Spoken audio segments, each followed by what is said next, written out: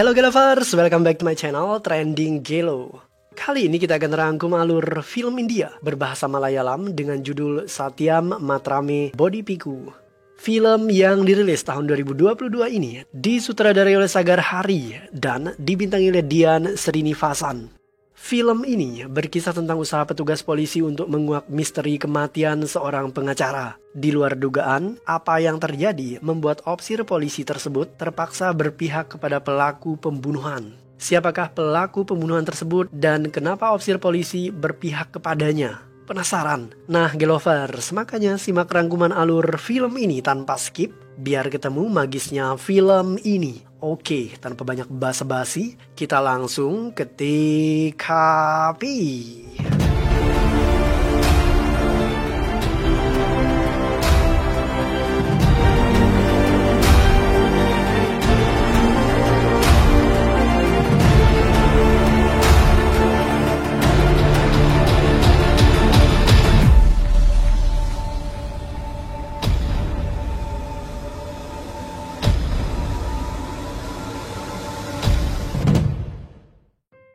Seorang pengacara terkenal bernama Sajan ditemukan tewas di dalam mobilnya yang terparkir di sebuah jalanan yang sepi. Kasus kematian Sajan ditangani oleh polisi yang bernama James Pargis dan dibantu oleh asistennya Jinu. Jinu memeriksa sebuah kamera CCTV yang tidak jauh dari TKP, tetapi CCTV tersebut sudah lama tidak berfungsi. Sementara itu, korban yang bernama Sajan adalah seorang pengacara yang menangani kasus kriminal. Ia dikenal dengan julukan advokat pembela orang-orang jahat. Dengan keahliannya, Sajan sering membebaskan orang-orang bersalah dari vonis pengadilan. Sebelum tewas, Sajan pernah membebaskan 4 orang kriminal dan ia kemudian memeras mereka. Keempat kriminal tersebut adalah Anjil, Martin, Hussein, dan Zakir. Mereka berempat merasa lelah diperas oleh pengacara serakah itu. Keempat pemuda tersebut kemudian memutuskan untuk membunuh Sajan. Ada 2 orang pria yang bekerja sebagai karyawan di Indira Resort. Mereka adalah Manu dan juga Matthew. Resort ini milik Tuan Venu. Hari itu, Matthew terlihat begitu gelisah. Ia kemudian berusaha ditenangkan oleh temannya yang bernama Manu. Manu kemudian berkata, "Jangan beritahu polisi apa yang kau lihat semalam. Hal itu bisa mengancam posisi kita berdua. Keempat kriminal itu sangat berbahaya." Tindak tanduk Matthew dan Manu mencurigakan. Mereka terlihat menyembunyikan sesuatu dari polisi.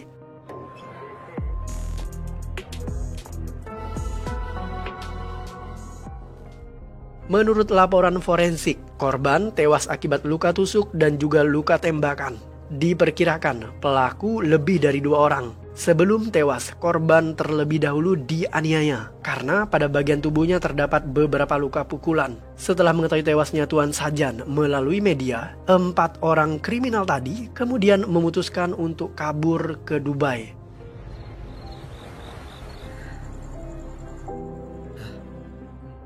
Matthew adalah pria yang religius. Ia sudah tidak tahan menyembunyikan rahasia itu. Matthew selalu merasa bersalah. Ia akhirnya jujur mengatakan kepada bosnya Venu bahwa ia adalah saksi kunci kematian pengacara Sajan. Venu kemudian menghubungi polisi James. Ketika tiba di Indira Resort, James langsung bertanya kepada Manu dan Matthew. Tetapi Manu tidak kooperatif. Ia juga memberikan kode kepada temannya Matthew untuk tetap tutup mulut. Polisi James jengkel dengan sikap Manu. Ia terpaksa menginterogasi mereka dengan ancaman. Setelah ditekan oleh James, pria bernama Matthew ketakutan dan akhirnya ia buka suara. Menurut keterangan Matthew, malam itu ia dan Manu pulang menggunakan bajai milik Manu. Di tengah perjalanan, mereka berhenti setelah melihat 4 orang pemuda menikam pengacara di jalanan yang sepi. Setelah itu, pelaku menembak ke arah Matthew yang membuat keduanya ketakutan dan segera pergi. Akibat lari pontang-panting, Matthew menubruk bajai yang membuat Matthew terluka. Mendengarkan kesaksian Matthew, polisi kemudian menunjukkan beberapa foto kriminal yang pernah mereka tangkap sebelumnya. Dan Matthew berhasil mengenali pelaku. Setelah memberikan kesaksian dan menunjukkan pelakunya, Matthew memelas meminta pekerjaan kepada James. Ia siap melakukan pekerjaan apapun karena Matthew tidak betah lagi bekerja di Indira Resort. Menurutnya gaji di sana terlalu rendah dan di bawah UMR. Hello, sir. Here we start our investigation. James meminta asistennya Jinu untuk menganalisa foto para kriminal. Menurut keterangan Jinu, keempat pemuda itu adalah klien dari pengacara Sajan. Sajan beberapa kali berhasil melepaskan mereka dari kasus kejahatan, sehingga mereka tidak tertangkap oleh polisi. നേരെ പോയടി. അല്ല നീ ഡ്യൂട്ടിക്ക് പോകുന്നില്ലടാ? Untuk kehidupan pribadinya, James tinggal bersama ibunya dan juga 2 orang adik perempuannya. Ibu James berprofesi sebagai seorang hakim, sementara 2 adik perempuan James, mereka adalah mahasiswi dan juga pelajar menengah. James tidak punya barang bukti untuk menangkap keempat kriminal tersebut. Ia terpaksa menyuap dokter agar memalsukan laporan postmortem korban. James juga menciptakan barang bukti palsu agar keempat korban tidak bisa lepas dari hukuman. Ia merekayasa senjata pembunuhan. Keempat penjahat tadi akhirnya bisa ditangkap polisi. Berkat kesuksesannya menangkap pelaku begitu cepat, James kemudian diberikan apresiasi setinggi langit oleh pihak kepolisian. James akan diberikan promosi jabatan, tetapi sebelumnya ia harus mengadakan konferensi pers terkait penangkapan pelaku pembunuhan.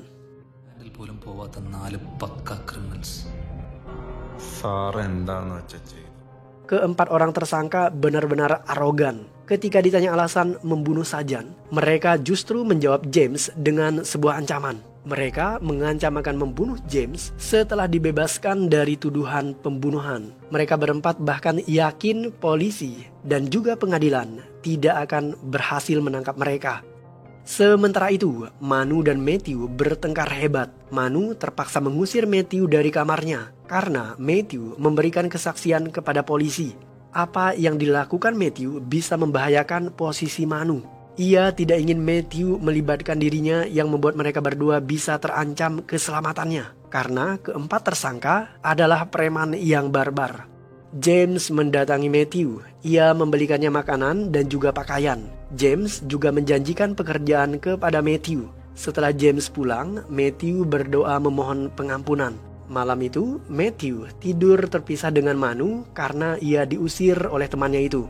Keesokan paginya, James menjemput Matthew.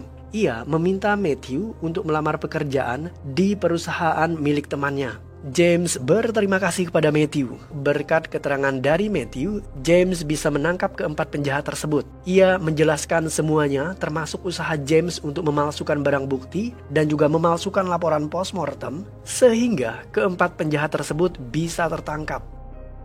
James berada di kantor polisi dan ia didatangi oleh Matthew. James kaget mengetahui Matthew tidak melamar pekerjaan.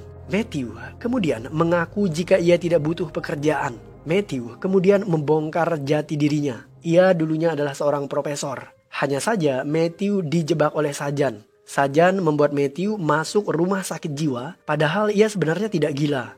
Setelah menjelaskan siapa dirinya, Matthew tersenyum sinis dan mengaku kepada James bahwa dirinya lah yang telah membunuh Sajan. Ia bahkan menjelaskan kronologisnya. Setelah membunuh pengacara Sajan, Matthew melukai dirinya sendiri dan mulai merekayasa cerita palsu. Ia bahkan dengan sengaja memanipulasi semua itu agar James bisa menangkap keempat kriminal tersebut. Dengan demikian, Matthew bisa bebas dari tuduhan. Ucapan Matthew sontak membuat James terperanjat. Ia bingung dan panik karena James sudah menahan keempat tersangka dan akan melakukan konferensi pers dalam hitungan menit. Para wartawan sudah menunggu di depan kantor polisi. Jika James menangkap Matthew, ia akan dihadapkan pada 2 masalah. Pertama, Profesor Matthew punya surat keterangan dari rumah sakit jiwa yang menyatakan bahwa ia memang mengalami gangguan jiwa karena surat tersebut dibuat oleh pengacara Sajan, yang artinya Matthew tidak bisa dipenjarakan sekalipun ia terbukti membunuh Sajan karena Matthew dianggap mengalami gangguan jiwa. Dan yang kedua,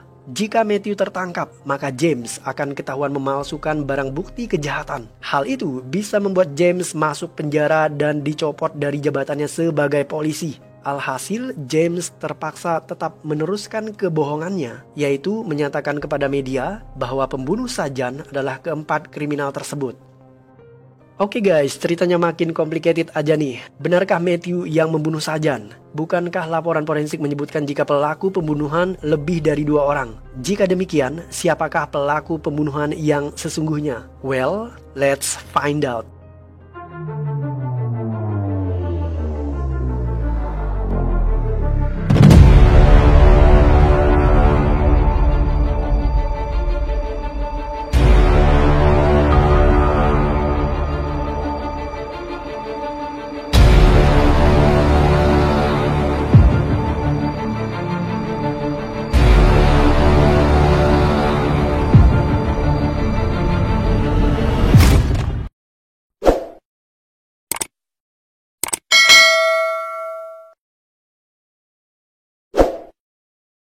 Polisi Jinu mencari informasi tentang Manu dan juga Matthew. Apa yang ditemukan Jinu cukup mencengangkan. Ternyata ayah Manu dulunya pernah ditembak mati oleh keempat penjahat tersebut. Mereka diadili, namun Sajan berhasil meloloskan para penjahat itu. Manu punya motif yang kuat untuk membunuh Sajan dengan alasan balas dendam. Setelah mendapatkan informasi dari Jinu, James kemudian mendatangi resort. Setibanya di sana, ia justru diolok-olok oleh Manu dan juga Matthew. James terpancing amarahnya dan ia memukuli Manu. Setelah itu, James mengancam akan menangkap mereka agar bisa menyeretnya ke penjara.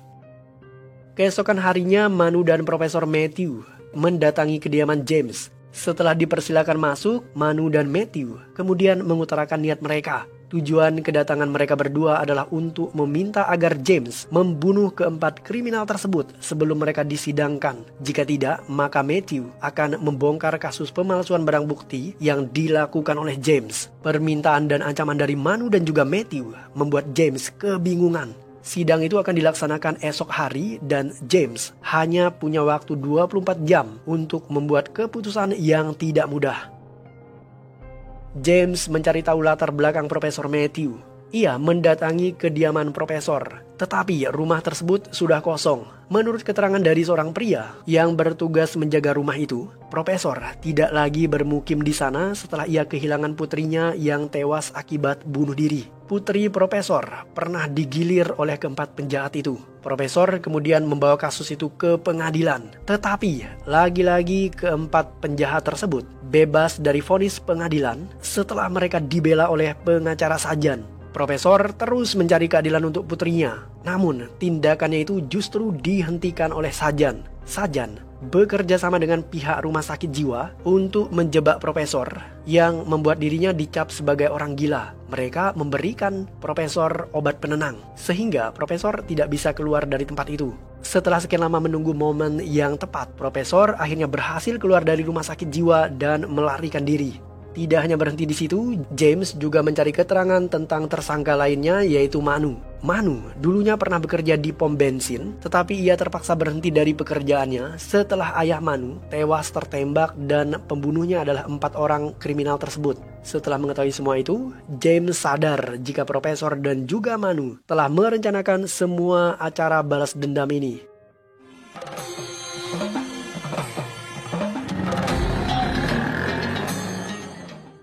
Keesokan harinya, Profesor menelpon James. Ia meminta James membunuh keempat kriminal itu. Jika tidak, maka Profesor akan membuka aib James yang telah memalsukan bukti kejahatan dan juga laporan postmortem. James kemudian membawa keempat tersangka tadi ke pengadilan dengan ditemani oleh polisi Jinu. Di tengah perjalanan, ia kembali dihubungi oleh Profesor. Permintaan dan ancaman Profesor tetap sama, yaitu James harus membunuh keempat penjahat tersebut. Tetapi James tetap bersikeras tidak ingin melakukan itu. Karena James keras kepala, Profesor kemudian mengirimkan sebuah video. Alangkah terkejutnya James ketika melihat isi video tersebut. Ibu James yang bernama Mary Varghese dan juga adik perempuannya yang bernama Sini Varghese membuat sebuah video klarifikasi. Mereka berdua mengaku sebagai pembunuh pengacara Sajan. Jika James tidak membunuh keempat kriminal tersebut, maka Profesor akan mengirimkan video itu kepada pihak kepolisian. James tidak punya pilihan. Ia terpaksa menghentikan kendaraannya, kemudian meminta polisi lainnya untuk masuk ke mobil Jinu. Sementara James, ia membawa keempat kriminal tadi ke tempat yang sepi untuk dihabisi.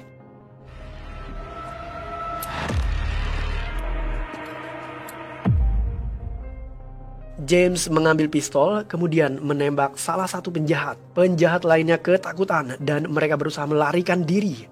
James tanpa kendala berarti berhasil mengeksekusi semua penjahat tadi.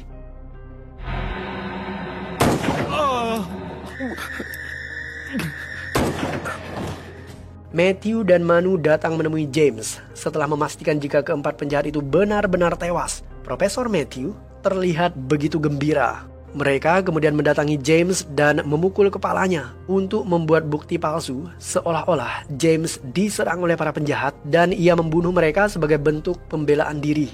Setelah itu, Profesor meminta James untuk memeriksa laporan FIR nomor 124 yang terjadi 3 tahun silam. Dengan memeriksa kasus itu, James akan menemukan alasan kenapa Profesor dan juga Manu begitu menginginkan kematian 4 kriminal tersebut. James dibawa ke rumah sakit untuk diberikan perawatan dan ia meminta bantuan polisi yang bernama Amir agar mencari file dari kasus nomor 124. Amir kemudian menjelaskan bahwa kasus itu berkaitan dengan kasus Manu. Manu mencari keadilan untuk ayahnya yang tewas tertembak Anjil CS. Saat itu Manu dibantu oleh profesor dan juga mahasiswinya yaitu Sini Varghese, adik James. Sini melakukan penelitian untuk skripsinya terkait kasus persidangan yang dijalankan oleh Manu. Sidang itu dipimpin oleh ibu James yang bernama Mary Varghese. Ternyata ibu James pernah menjadi hakim yang menangani kasus penembakan ayah Manu. Mary Varghese kemudian memvonis bersalah keempat kriminal tersebut. Tetapi vonis itu dianggap keliru dan tidak berdasarkan bukti yang kuat. Alhasil para kriminal berhasil lolos dari hukuman. Dan Hakim Mary diberikan skorsing oleh pengadilan. Tidak hanya Hakim Mary, Profesor Matthew juga ingin menolong Manu, sekaligus menuntut keadilan untuk putrinya yang pernah diperkosa oleh para penjahat. Tetapi kecerdikan pengacara Sajan membuat profesor itu terpaksa dimasukkan ke rumah sakit jiwa dengan tuduhan mengalami gangguan mental. Adik James yang meneliti kasus Manu juga menjadi korban kejahatan para penjahat. Ia pernah ditabrak lari oleh Anjil CS, beruntung Sini masih bisa selamat. Setelah mengalami ketidakadilan seperti itu, mereka berempat sepakat untuk menyusun rencana balas dendam. 3 tahun mereka menunggu dan akhirnya mereka punya kesempatan. Malam itu mereka membuntuti Sajan. Di luar dugaan, Sajan justru bertemu dengan Anjil CS. Anjil CS menganiaya Sajan agar pengacara itu tidak lagi memeras mereka. Keesokan harinya, Anjil CS ketakutan mengetahui jika Sajan tewas. Anjil CS ketakutan karena mereka mengira jika Sajan tewas akibat penganiayaan itu. Itu sebabnya mereka bersiap-siap kabur ke luar negeri. Padahal setelah dianiaya, Sajan belum tewas. Saat Anjil CS meninggalkan TKP, Profesor dan juga rekan-rekannya muncul dan menghabisi Sajan.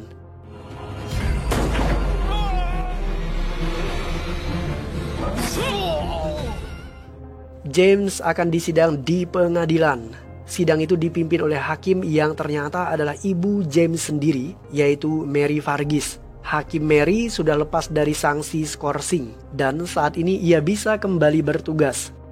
Sebelum persidangan di pengadilan berlanjut, ibu James terlebih dahulu mendatangi James di rumah sakit dan ia meminta kesaksian dari putranya itu.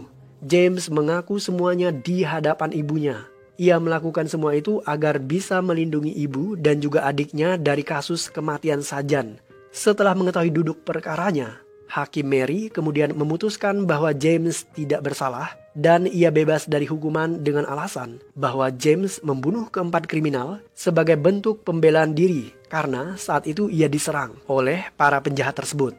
Dan film pun berakhir.